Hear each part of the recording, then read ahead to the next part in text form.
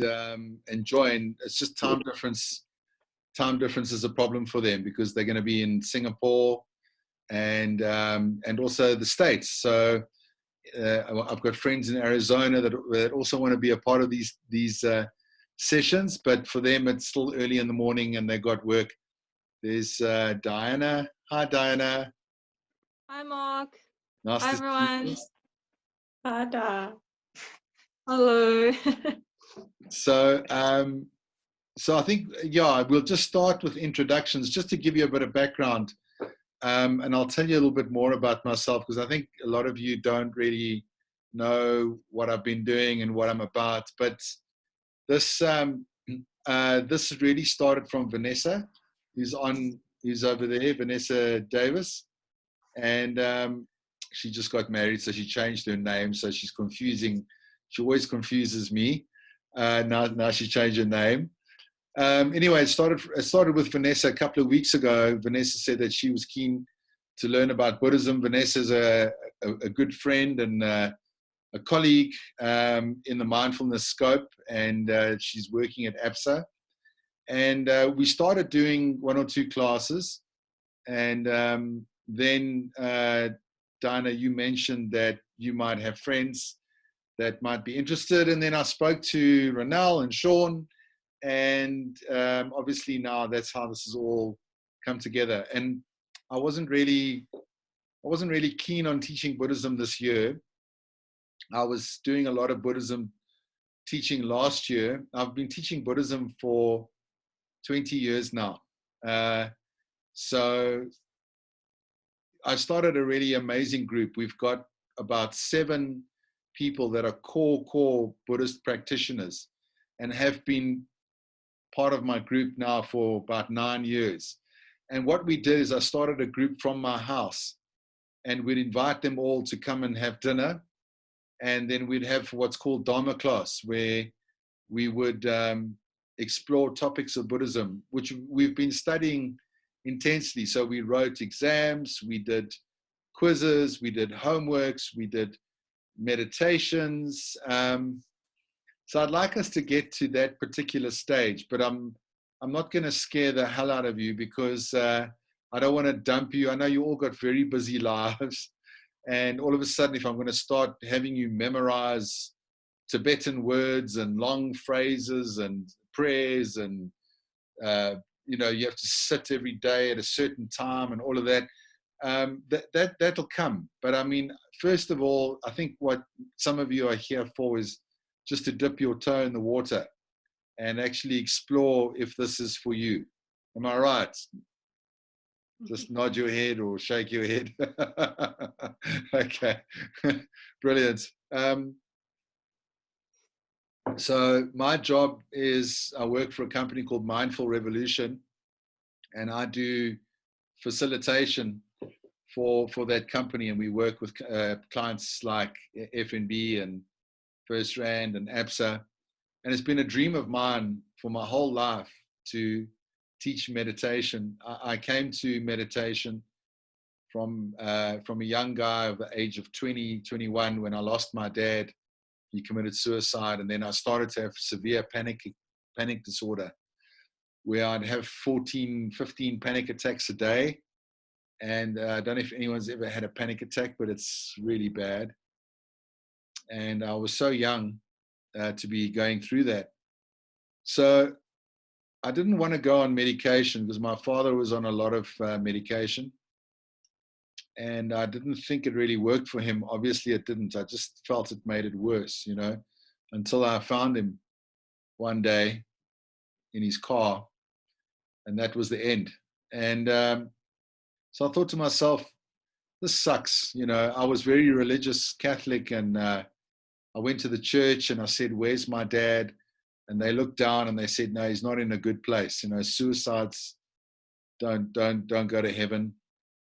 And I thought, well, that's bullshit. And I decided to explore the truth for myself. Fortunately, I had a lady who taught me some breathing exercises. And that was really great. And I thought meditation was powerful. So I lived in London for a year, and then I traveled to India. And For a year, I backpacked around India and I went into the Himalayas. And fortunately, I got initiated into Buddhism there by some Buddhist monks. I was taught by the Dalai Lama and some other teachers in Nepal and the Himalayas. I lived in the Himalayas for 4 months. And then coming back to South Africa, I was so amazed and so Buddhist struck that I lived in a Buddhist temple in Fordsburg called Lamrim Buddhist Center. Has anyone ever been there? Ronald, you've been there. Okay, so Ronald's been there. So no one really knows about it. It's really off the grid, but Ronald knows. So I lived there for 3 years, and I was teaching. I started teaching there, and then I left the temple because I didn't want to be a Buddhist as such, because I found my mindfulness coaching wasn't going very well because people were scared that I was going to convert them or try and get them to be Buddhists. So that's totally not my job at all. In fact, when I got to India, the Dalai Lama said to me, you're a good Christian boy. Why don't you just go home and don't worry about this Buddhist stuff? You know, it's just going to make you confused. Rather stick to what you know. If you're happy with it.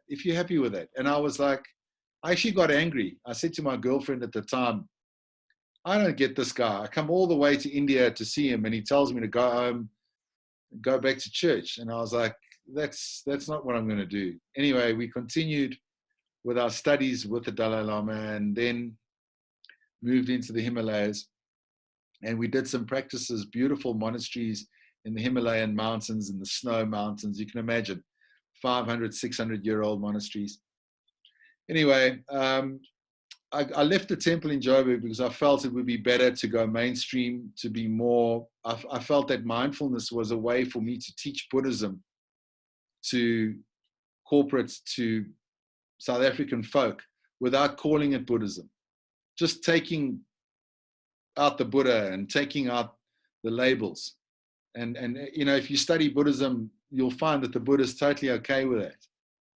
You'll find that the Buddha wasn't a Buddhist. He was just an enlightened person. So that, anyway, I'm a little bit sort of free and flowy, and I'm not very rigid. But I'd like us to journey together every Monday at this time. And if you can't make it, I will record the sessions. And if you have an interest in Buddhism, that's great. I'd like to hear what your experience is with that, or why you may be interested. So maybe I can just sort of go around. Vanessa, would you stop putting Vaseline on your face and maybe tell us a little bit about yourself, first of all, and what your interest is in Buddhism? Hi everyone, and I've got everyone in gallery view, so it's nice to see familiar faces. And Ronelle, I haven't seen you forever, so hello. So like Mark, I grew up staunch. Well, I can't say I was staunch Catholic, but my parents were, and my grandparents. And I just never sat well with this rigid religion, and you know, how we, you know, I always felt like we were getting punished. You know, we had to confess our sins and, you know, say God knows how many Hail Marys and Our Fathers and all sorts of things. And my grandmother always made us go to church, and it just never made sense to me. And also I saw a lot of people judge my behavior, judge my choices, and they were the biggest churchgoers, but they would behave just as badly. Or I'm not saying I behaved badly, but they would behave badly. Anyway, so my journey has started really when I really got connected to the yoga practice, and that's where I felt a real connection to something different and something that I could actually resonate with. And I think that's where it actually all started. And getting introduced to meditation through yoga, and thinking, shit, this is actually, this, I feel a lot more at home. And it's always been a thing. The books I read and the practices I resonate with, and everything being more natural and more about acceptance and kindness and all of that kind of stuff. When having met Mark and getting more involved in the mindfulness journey, I think I just sitting on my deck outside, and I was looking at Facebook, and I followed this Buddhist group, and they were talking about books, and I was like, I actually really want to really read up about it now. I've obviously, it's always on my mind. Let me just ask Mark, and that's how it actually all started. So, something that I can actually sit and have a conversation with, and it actually makes sense. Like, I feel, okay, finally something makes sense. It like really speaks to me, to my soul. I feel like I'm just searching for answers and searching for a better way to live, and hopefully teach that to my kids too. That's me. Thank you, Vanessa. Thank you, Vanessa. And I really feel like it's just sort of meant to be, because there's a few little pieces that started coming together, and Vanessa was really the cause of this happening. So even if you think we're all crazy and you never see us again, Vanessa, you and I will continue with our Buddhist studies, right? Okay. Would anybody else like to introduce themselves and their interest in what we're doing here?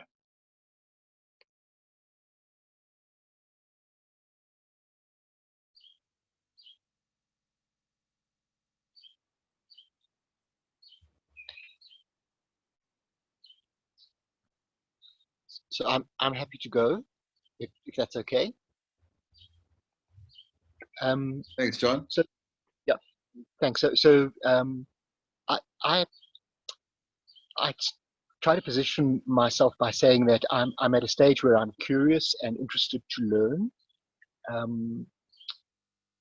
My initial exposure was through yoga, through living yoga, in a very indirect kind of way.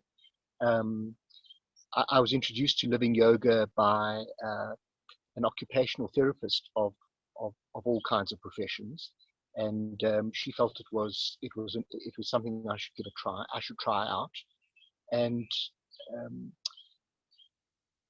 strangely enough, or strangely for me, I find the meditation and the quietness in yoga amongst the hardest to actually work through. And having done your Tibetan Heart Yoga program or class last weekend, things moved very quickly with I think it was Jenny and Di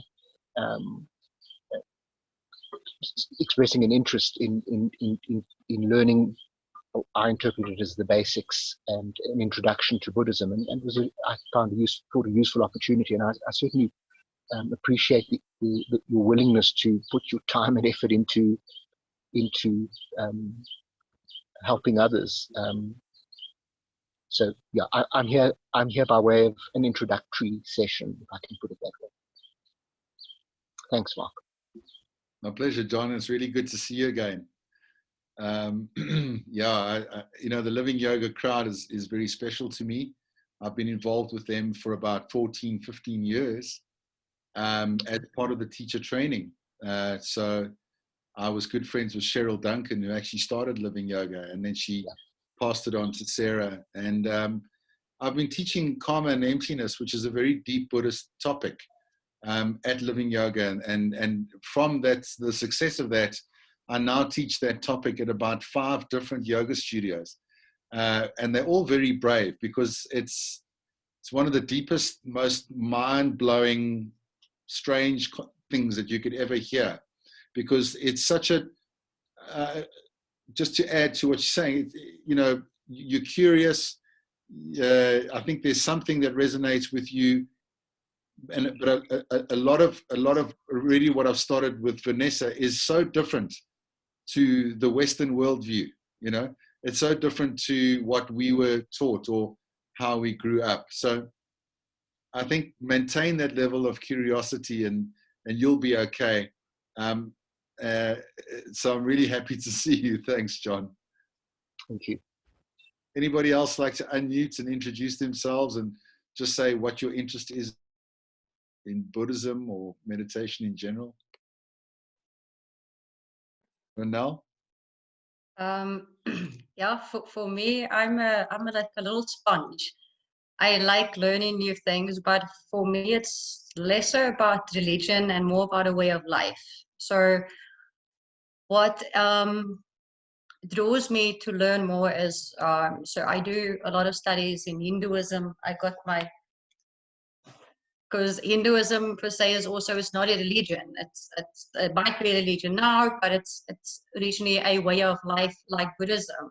And with the Buddhism, the two actually tie in quite a bit.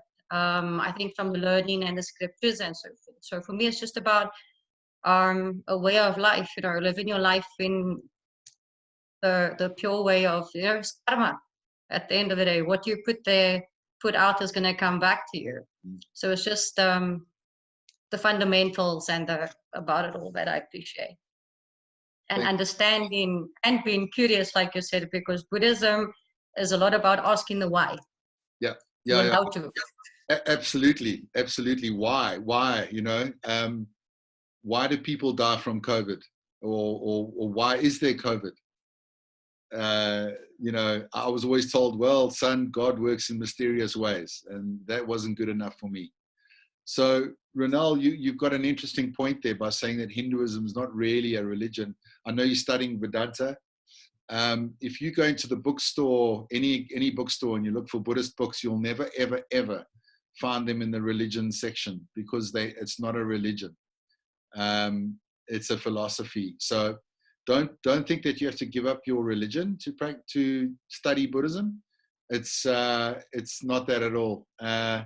It's like studying some Greek philosophy or philosophy class, or it's really, just think of it as Asian classics literature and study.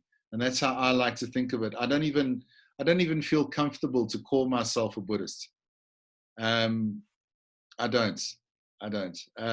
Even though I follow Buddhism wholeheartedly. But you'll find as we go through, the Buddha likes to strip you of labels. So if you call yourself a Buddhist, the Buddha might say to you, well, really? Yeah. Right. Thanks, Ronelle. Cool. I'll go next. Jenny, for some reason, I think you're not on mute, but for some reason we can't hear you. But yeah, as long as you can hear us, I guess. I guess for me, so my mom is a Buddhist. She was also initiated. So she actually had like a proper Buddha name. Just not too sure what everything I know is in Mandarin. So it's really hard for me to really translate to English, I guess. So the thing is, I'm also not that religious per se. I mean, my mom would always tell us the very high level, or the key importance of certain things, but not necessarily delve into the depth of it. So it's like one of those things where when there's certain big events or big ceremonies, and we would go to the temple, for example, and we would do these ceremonies and chant a lot. And I was like, I mean, I chant all these things, but to be honest, I don't know what I'm chanting. And some chants are like directly translated to Mandarin, and then there are other ones that are I'm assuming Sanskrit. but then they just kind of make it phonetically to the Mandarin characters. So I actually don't know what I'm chanting. And then there would obviously be, I don't know what you call them, but the very senior monks. And they would also give us some talks about it. But it's just so deep, and, you know, it's so hard to grasp. And I mean, especially when my mom passed away like 2 years ago, we actually did a lot of ceremonies, and we, you know, attended a lot of talks, but still I'm not really understanding what I'm really doing for my mom. And I always thought that to learn Buddhism, we have to go to the temple, because that's where you see all the monks and, you know. So, I mean, when I started doing the yoga teacher training with Living Yoga, I was just like, wow, Marcus Buddhism, okay, Buddhist, you know. It was a little bit hard to to understand, but then, you know, and, you know, as John said, you know, in yoga, and what Vanessa said, like, we learn a lot of the teachings through yoga. And I remember when Sarah's talking about the Dharma and your lectures, I was like, oh wow. So, you know, whatever I thought, you know, I could personally relate, like it kind of just clicked. I was like, oh, so that's what it means. But I guess, you know, it's just a lot of dots that I want to connect at this point. So yes, it's also, I guess, curiosity and just wanting to connect the dots. Yeah. Thanks, Diana. It's so interesting, Living Yoga, this connection, because Living Yoga aligned themselves with an international organization called Jiva Mukti. And Jiva Mukti was started by Sharon Gannon and David Life. And actually, my teacher is, he connected with Sharon Gannon and David Life in the year 2000, before he went into a 3-year retreat. And they came to visit him in the Arizona desert. And they gave him a copy of the Yoga Sutra, which he translated from Sanskrit into English for them while he was in retreat. So there's this beautiful connection. And I mean, is it by accident? You know, is it by chance that? No, I don't think so. You know, it's called karma. It's what brings us together. You know, in Star Wars they call it the Force. It binds us. So who knows that? It's everywhere. I can't remember. My son has memorized it, but it's really that sort of glue that pulls things together. So there's no accident that Living Yoga and their organization, my organization, are actually like brother and sister, which is beautiful. Thanks, Diana. And another thing is, I do believe that the majority of Buddhists in the world, they don't actually know what Buddhism really is. It's just the ritual. And I'm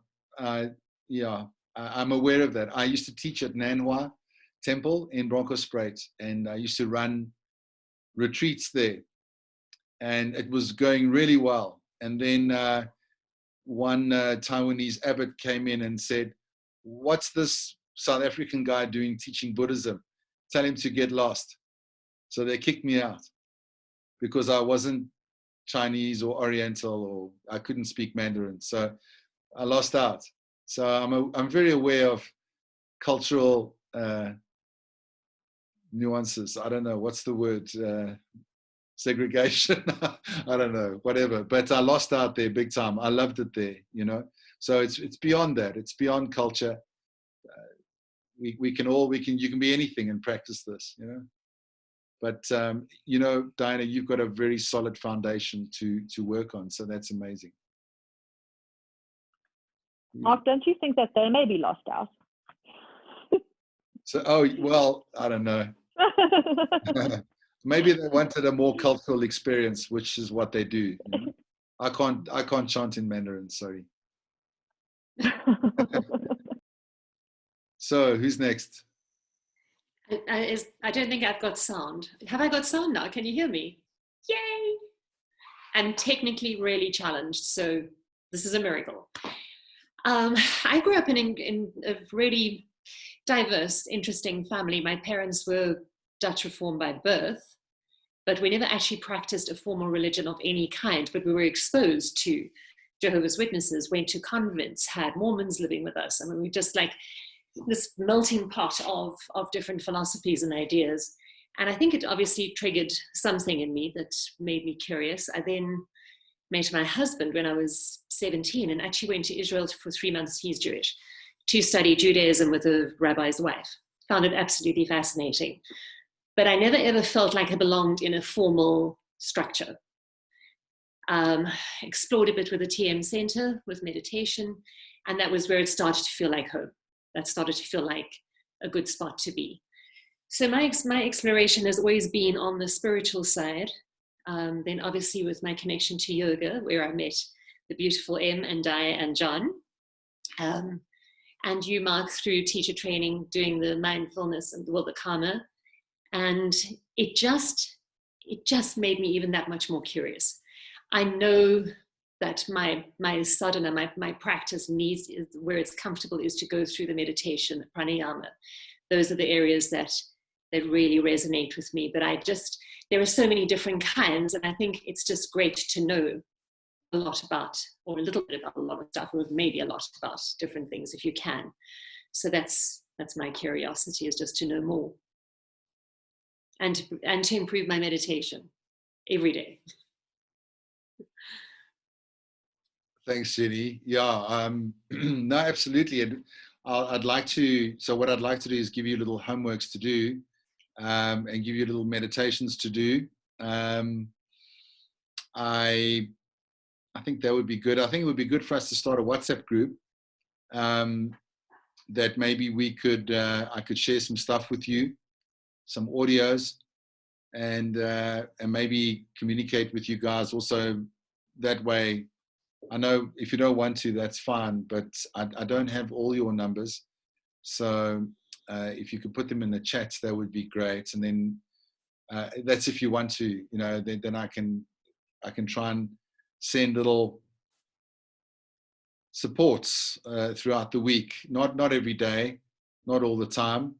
And I also don't want it to be, I think we need to be mindful that I don't want to create a digital mess. I think we're really part of so many groups that but it's sweet. I got a group with my Sangha, and we share really good, meaningful things, and not so many silly jokes.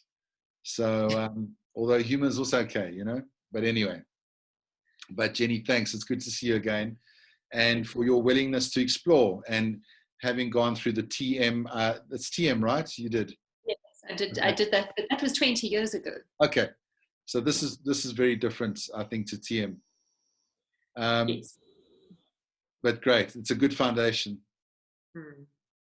Super. Who would like to unmute and go next? I'll go, Mark, if there's nobody else wanting to go right now. I think, my sort of story or interest in this course or discussion is similar to what a few people have said already.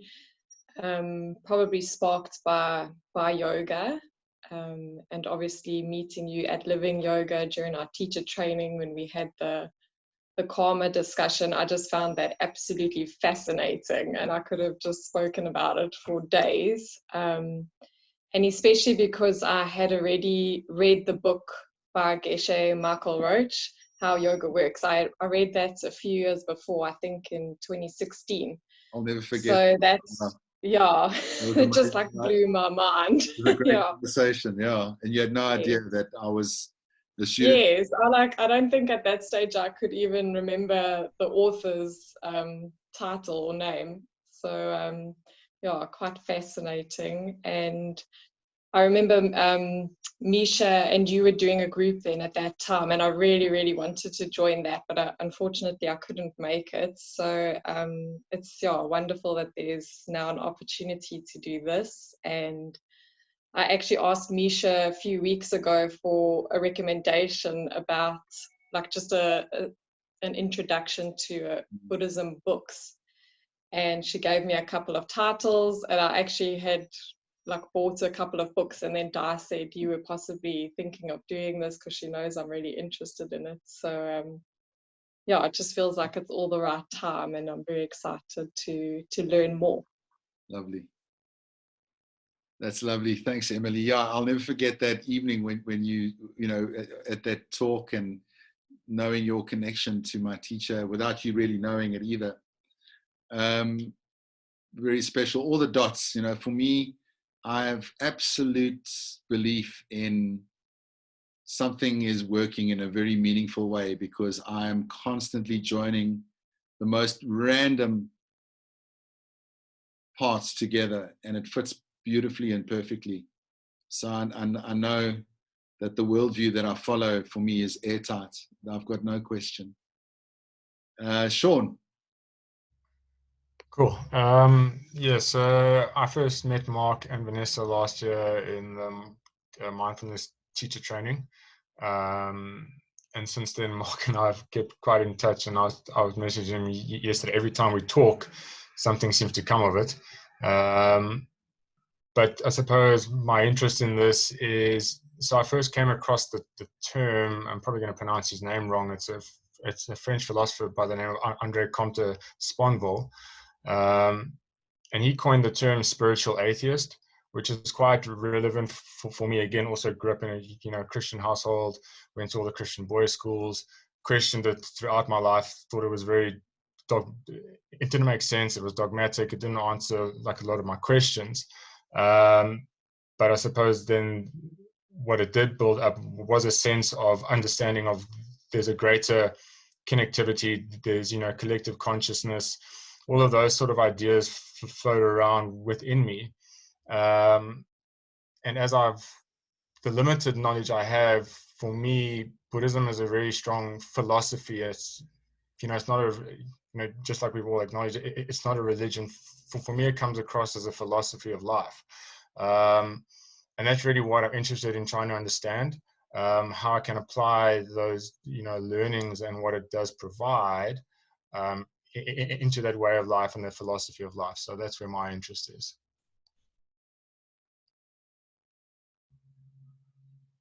Sorry.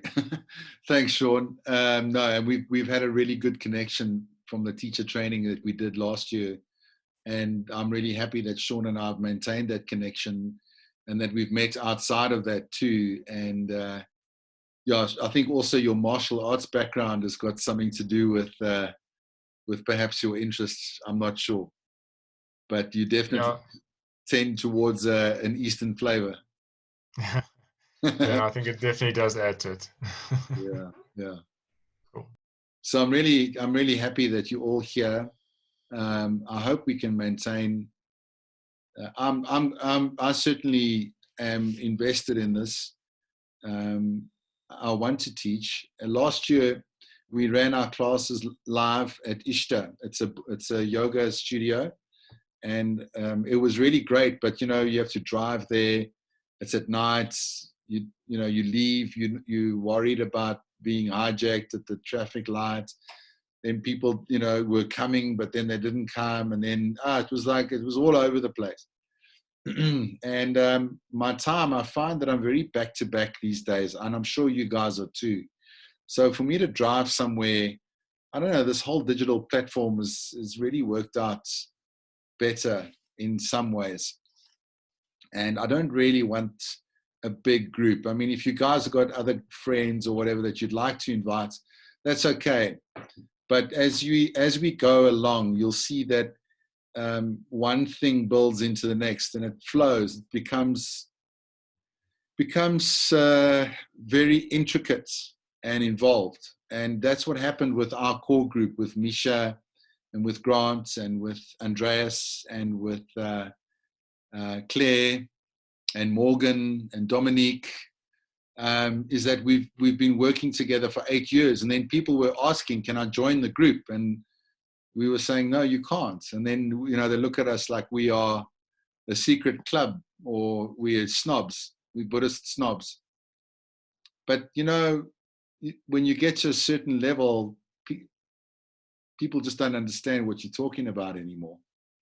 The other night, by mistake, I emailed Adrian Jacobs, who I work with, my Buddhist homework that I'm doing as part of a course in Arizona. And he looked at it and he phoned me back. He said, I don't know what you're saying to me. He said, I don't even understand the first line. He said, what is this shit, And And it's in English. He said, are you sure it's in English? So, so I understand it's what I study can get very advanced. So you must try and help me if I sort of go off on a story. I think that's my biggest problem, is to try and make it relatable and more appropriate. And I feel that there's a lot that I've studied that I feel isn't quite suitable for us. I could start you on a very strict program, a very how can I say, the Lamrim. It's the Lamrim path. It's the Dalai Lama's formula, and we could start there. But I'm pretty sure that 80% of you would fall off. So anyway, I don't want to do that. I would rather try and be more skillful and deliver it in a way that's acceptable and in an open way that we can discuss it and share it, and we can talk about it in the homework. And maybe maybe we can do a quiz at the end of it. I don't know. At the moment, there's nothing really formal, so it might become formal. I know I have a plan, but the plan isn't in writing. But what I wanted to do is just sort of get together with you, find out if this time works for you. And if it doesn't, then we need to try and, make another plan or something like that. Yeah, but I think what I gave Vanessa was homework last time. And I think the best thing to do about Buddhism is to really talk about who the Buddha was. Now, I don't want to go over tonight. So I think we can aim to end it early. So just end at 5:30. But maybe someone can briefly explain to me in their know-how who the Buddha was and what Buddhism is. Don't all put your hand up at the same time. Hit me with a stick. So I think there's a lot of stories. There's a lot of stories or little fables and so forth. But the one that I remember is that I think it was that the Buddha was born into a very affluent family, and I think there was some spiritual person they went to, and they said, well, he'll either be rich or will walk a spiritual path. And then his father heard this and said, and they kind of secluded him and from the world.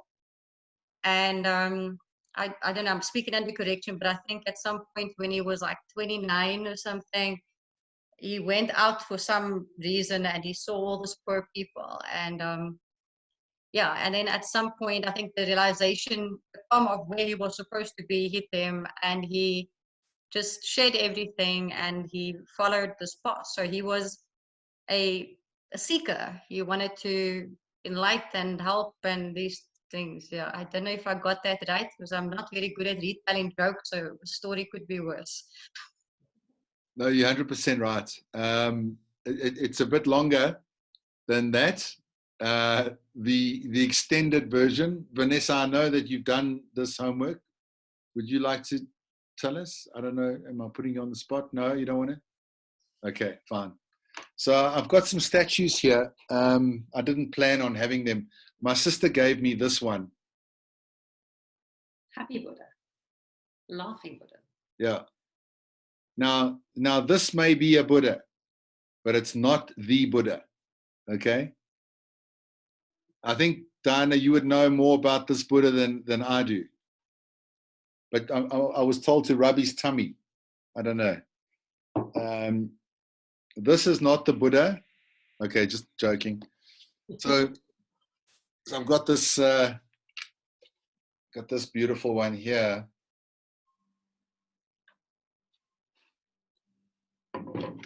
And don't get me wrong, Buddhists don't worship statues, right? I think that was one of the okay, yeah. So I've seen I've seen John's and I've seen Ronald's Buddhas. So yeah, we could have a Buddha party, you know, bring your Buddha to the party. I've got another Buddha.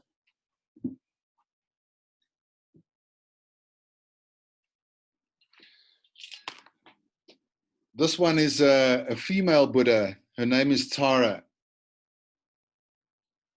So I think in Chinese you'd call her Kuan Yin. Yeah.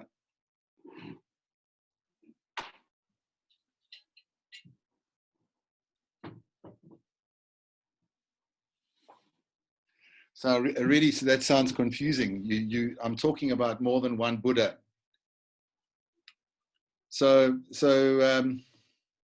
the idea, the main idea of Buddhism is that we don't worship the Buddha, because the Buddha is not a god. He's not God, the God.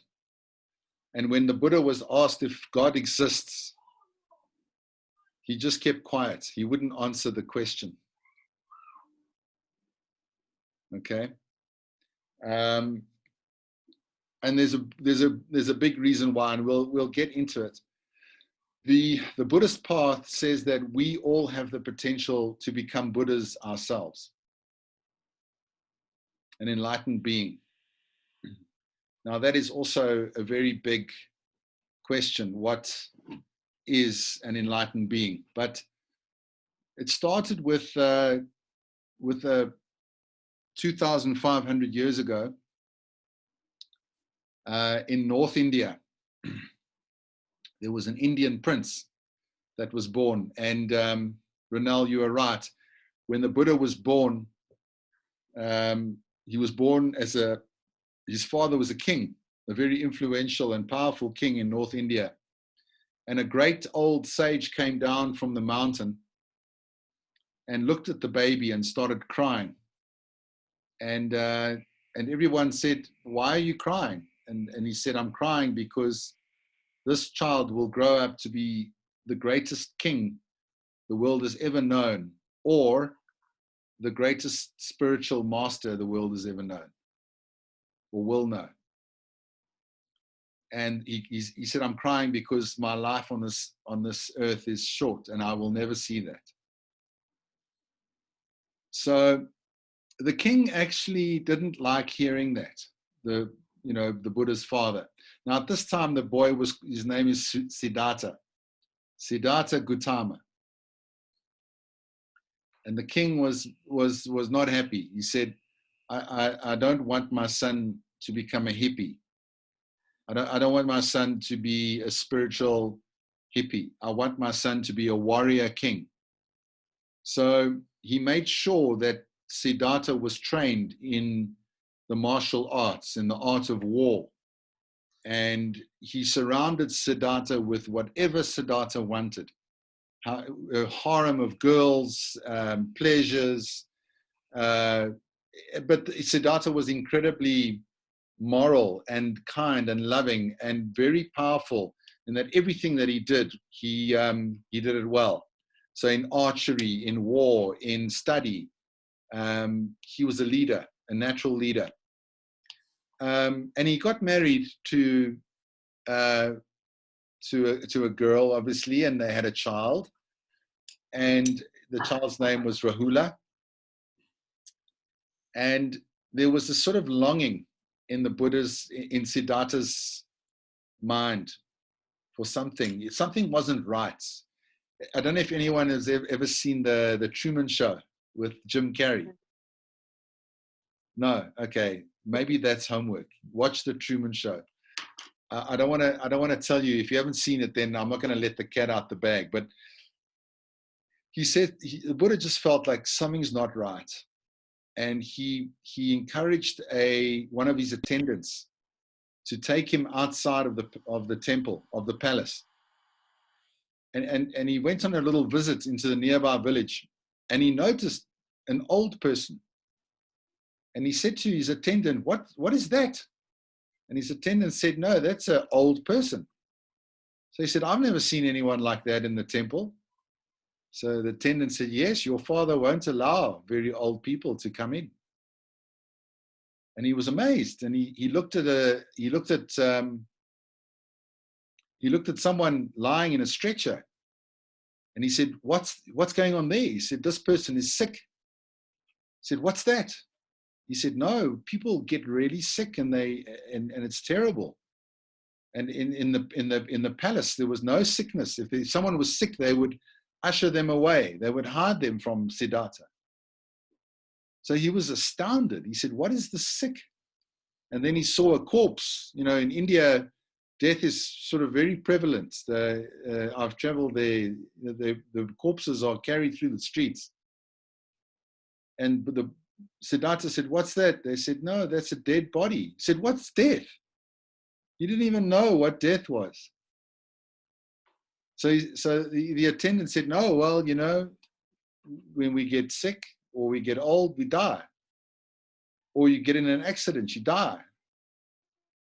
So the Buddha wasn't quite aware of these things. That's what they say.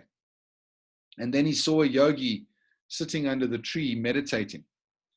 And the Buddha said, what is that man doing? And the attendant said, he is seeking freedom from this cyclic existence. Now in the Vedas, in the Vedantas, they will talk about samsara, ancient Indian philosophy that talks about a realm of suffering that we are stuck in. And when the Buddha saw that yogi meditating, the Buddha said, or Siddhartha said at that time, this is it. And he went home to the palace, and he sat with this, what he had witnessed. Now you can imagine, you think life is completely peachy and you're going to live forever, and no one gets old, sick, or dies. And now all of a sudden in one day, at the age of, you're in your 20s, you get told, sorry, that's a lie. You never even had time to get used to it. So it must have hit him like a ton of bricks. And so he decided that he was going to run away, because his dad had created a big lie to keep him there. So one night he snuck out, and he went into, he gave all his clothes away. He ran, and he went into the jungle with nothing. And he met up with all these weird yogi guys, and they were doing very, very hectic asana, and they were doing a lot of very hard ascetic practices that were hurting themselves terribly. They were hurting their bodies. They would stand on one leg for days. They would hold a seed in their hand until it germinated through the hand, with the roots and all. I mean, they would put big rocks on top of each other. They wouldn't eat for days. They would literally almost die in the search of finding the truth. And they believed at that time that enlightenment was about mind over matter, that through excruciating renunciation, that one would attain liberation. So the Buddha had really a lot of gurus in that jungle, but he quickly surpassed them all in terms of his debating, his knowledge, and his abilities. And they say that as you meditate, you attain siddhis, which are like powers. You can do special things, like read other people's minds, and you can do incredible things with your body. And yeah, we may not see that, but that's what was going down apparently. And then eventually the Buddha was like starving to death. They were doing a special practice, and he was starving to death, and he thought to himself, this is not the way. And a young girl was nearby, offered him a bowl of rice, and he ate the rice. He ate the whole bowl. And then his friends, who were about 4 other yogis, came to him and said, you're a loser. Why did you eat the rice, And he said to them, no, you guys are wrong. This is not the way. The way is the middle way. Between the pleasure of the palace and between the extreme ascetic life, one has to find the middle way. And they call Buddhism the middle way.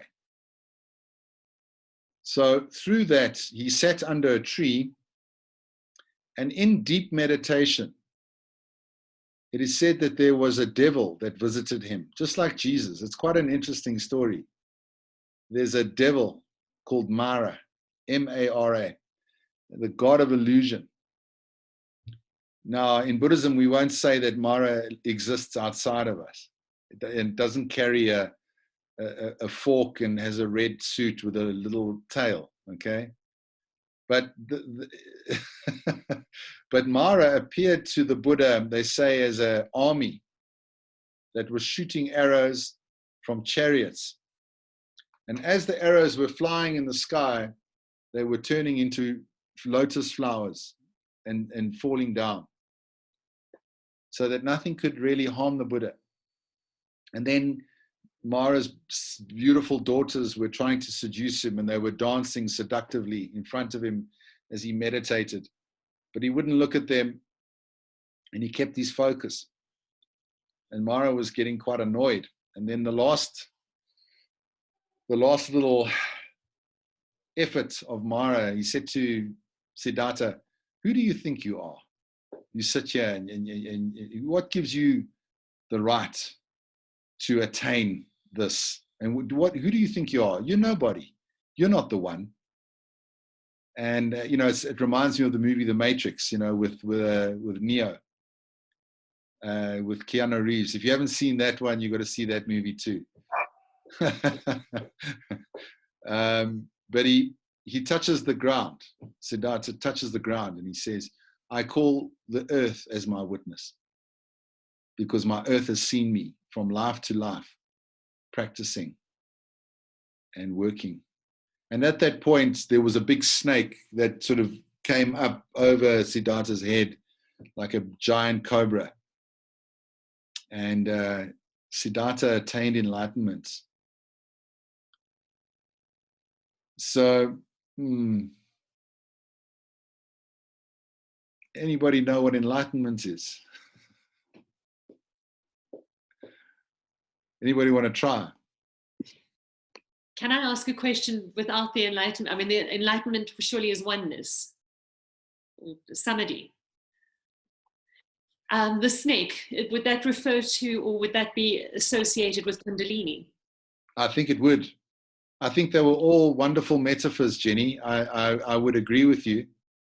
I'm just speaking from a very traditional story point of view. And I also think there wasn't an army that was attacking him, and there weren't maidens. I think a lot of it was an overcoming of those inherent desires that released the Buddha from the worldly life.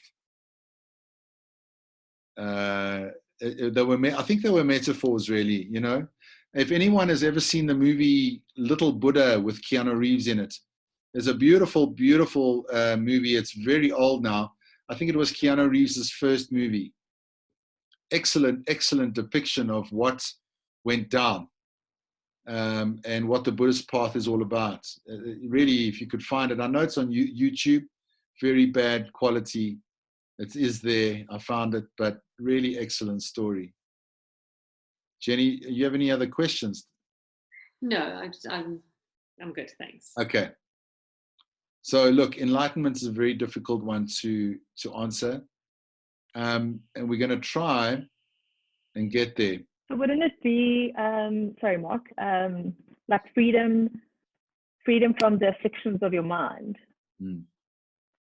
Absolutely. Whatever your mind, okay, because I know Buddhists also believe the mind is, well, that's another story for another day.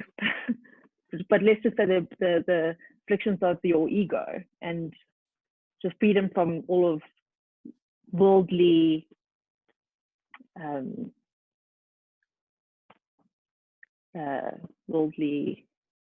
can't get the word now. Yeah. Anyway, ties. Yeah. definitely.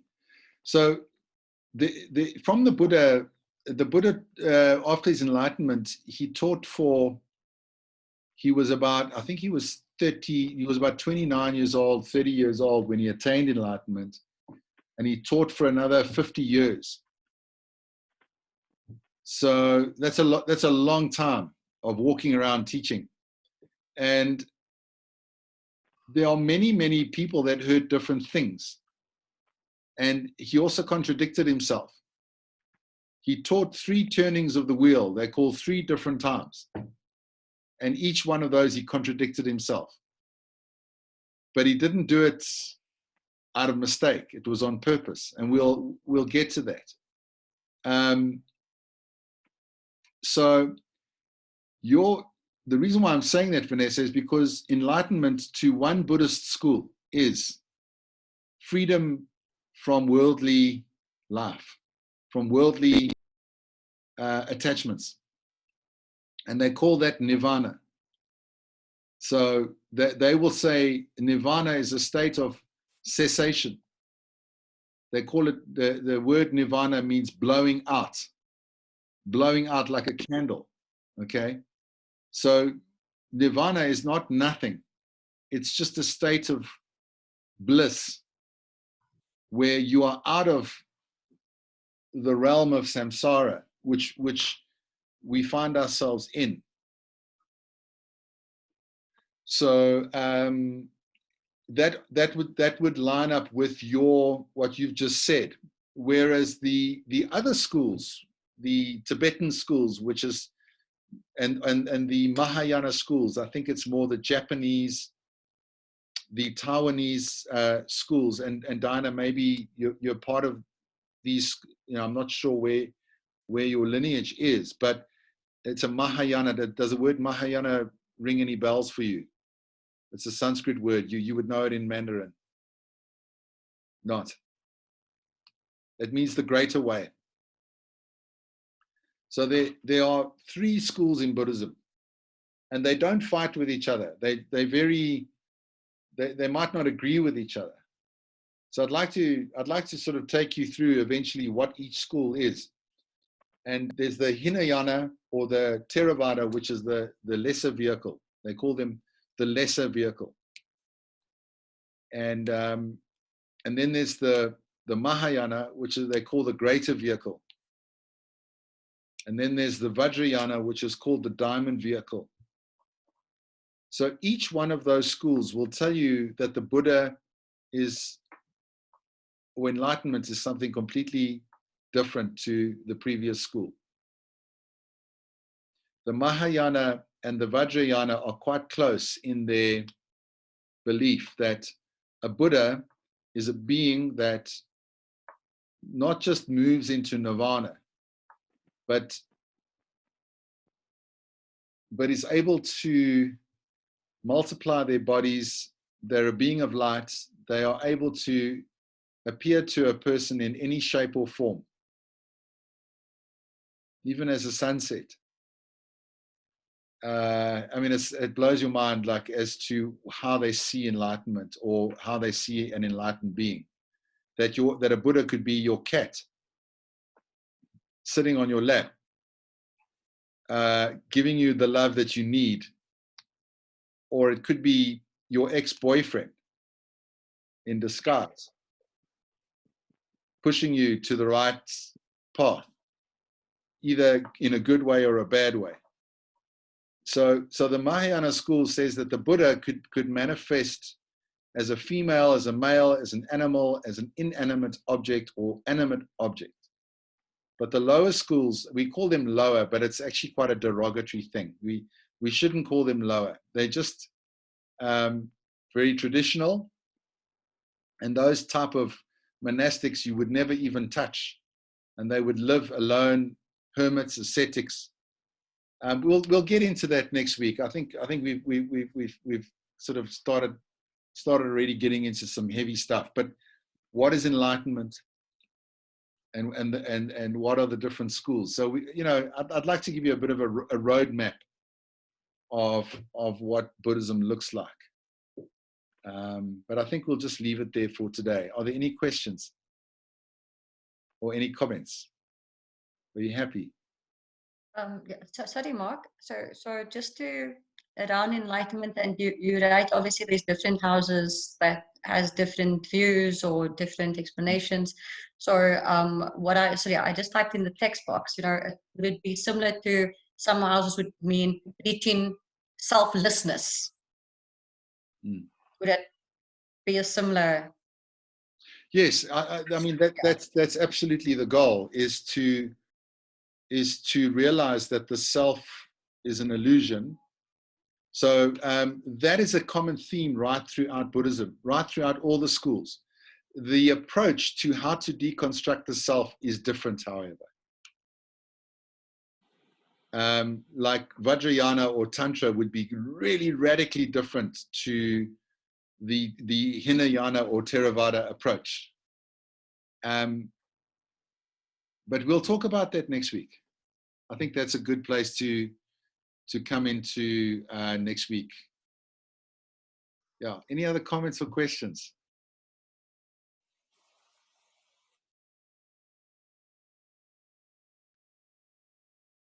Mark, so I've already created a WhatsApp group with Em, Jenny, and John. So can I just add you to the group and make you admin, and then you can also add Ronald and Sean, and I guess that can be our Buddhism group. Yeah, if you guys are happy with that, that's great. Okay.